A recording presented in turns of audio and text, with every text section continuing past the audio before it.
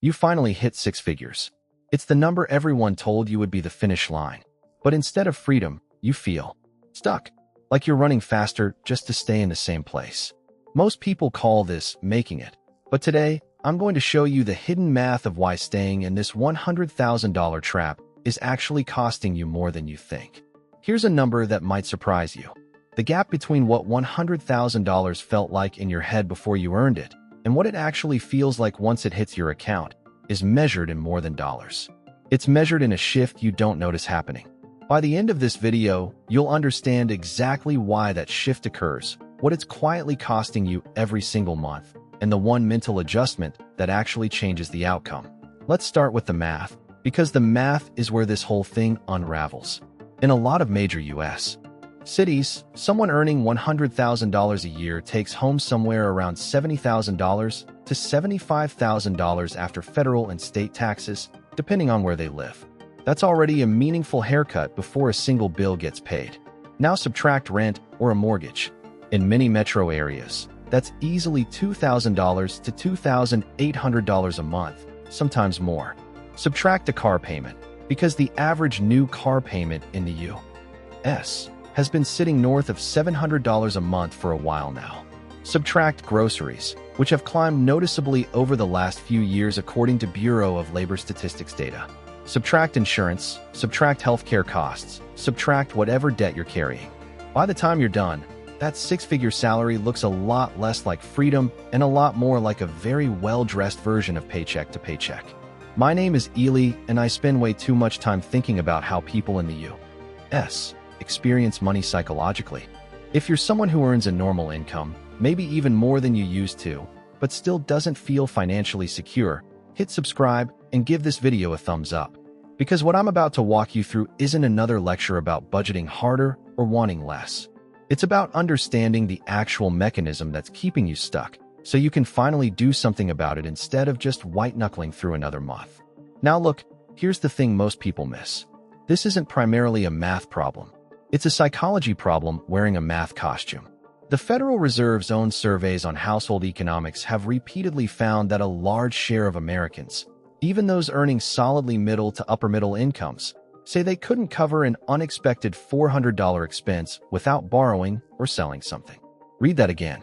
This isn't just people earning $40,000. This includes people earning $90,000, $110,000, sometimes more. So if the math alone explained financial stress, the people making more should feel dramatically safer. Often, they don't. That gap between income and actual felt security is the entire subject of this video. Here's what most people don't realize. The moment you cross into six figures, your brain doesn't file that number as safe. It files it as the new normal starting point, and it immediately starts recalibrating what counts as reasonable spending. Psychologists call this hedonic adaptation, and it's brutally efficient. You get the raise. For about 6 to 8 weeks, you feel genuinely better. Then your brain quietly resets its baseline, and the things that felt like upgrades start to feel like requirements. The apartment that once felt spacious now feels like something you should probably move out of.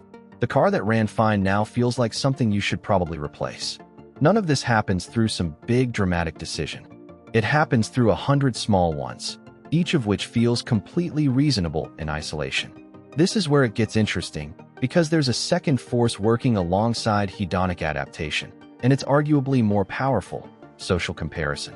The American Psychological Association has tracked money as one of the top reported sources of stress in the country for years running, and a huge chunk of that stress doesn't come from not having enough in any absolute sense.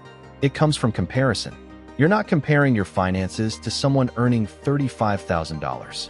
You're comparing them to your coworker who just put a down payment on a house, or your college friend posting from a trip you can't currently justify, or your neighbor with a newer SUV in the driveway. Here's the cruel part. As your income rises, your reference group tends to rise with it. You stop comparing yourself to where you started and start comparing yourself to people who are, on paper, doing better than you. So the finish line doesn't get closer as you earn more. It moves. Now you might be thinking, okay, but surely more money still helps, right? And it does, to a point. There's well-known research, often associated with Princeton, suggesting that day-to-day emotional well-being tends to improve with income up to a certain threshold, and then the returns flatten out noticeably. The exact number gets argued about, and it shifts with inflation and location, but the pattern holds up again and again. More money keeps solving problems. It just stops solving the specific problem of chronic financial anxiety, because that problem was never really about the number in the first place. Let's put a face on this, because abstract psychology is easy to nod along to and hard to actually feel. Picture someone we'll call Sarah. Sarah spent years earning $65,000 and felt tight but functional. She got promoted, and now she's earning $102,000. On paper, that's a massive win. In practice, within 8 months, she'd moved into a nicer apartment because she could finally afford it, upgraded her car because the old one didn't match where she was in life, and started saying yes to dinners and trips she used to skip. Her income went up nearly 60%. Her sense of financial safety went up close to zero. If you asked her today whether she feels more secure than she did at $65,000, she'd probably pause before answering, and that pause tells you everything.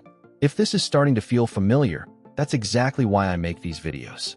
Hit subscribe so you don't miss the next one, because what we're about to get into is the part that actually shifts how this plays out for you. Here's the deeper issue underneath all of this. Money isn't just a resource. It's tangled up with identity. The apartment, the car, the vacations, they're not just purchases, they're proof. Proof to yourself, and often to the people around you, that you've arrived, that the years of effort meant something, that you're not falling behind. And that's exactly why lifestyle creep is so hard to resist through willpower alone. You're not fighting a spending habit. You're fighting a story you've built about what your income is supposed to say about you. Telling someone in that position to just spend less is like telling someone who's anxious to just relax. Technically true, practically useless, because it doesn't address the actual mechanism driving the behavior. So what actually helps? Not a stricter budget app, and not another spreadsheet you'll abandon in 3 weeks. The first shift is separating identity from income entirely, at least in your own head. Your salary is a number on a piece of paper. It says nothing about your worth, your effort, or your future. The moment you stop treating income increases as permission slips to upgrade your life, you interrupt the automatic recalibration that hedonic adaptation depends on. The second shift is building what I'd call a friction gap between earning more and spending more. When a raise or bonus comes in, don't let your lifestyle react to it immediately.